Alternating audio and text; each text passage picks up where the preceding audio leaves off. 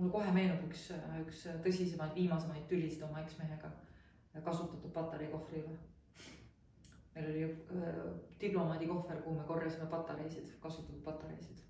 Ja see oli natukene kipakas vana kohver. Ja see oli kapis. Ja ma tõstin selle kapjuksi ja tegin lahti. See kohver kuidagi oli niimoodi pahasti pandud, lohakalt pandud.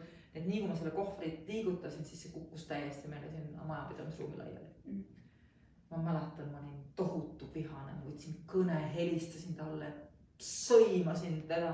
Ja ma ainuke küsimus, et kas tõesti tegemist on patareikohvriga? Tegelikult ei olnud. Ehk et ma toon selle soki näite samamoodi, et kui tegemist on ikkagi juba, kui sokid ajavad närvi, siis mulle tundub, et on aeg rääkida.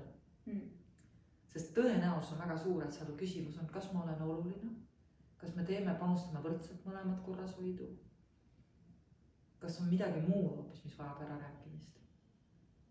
Sokid tavaliselt ei pane kedagi lahkumine.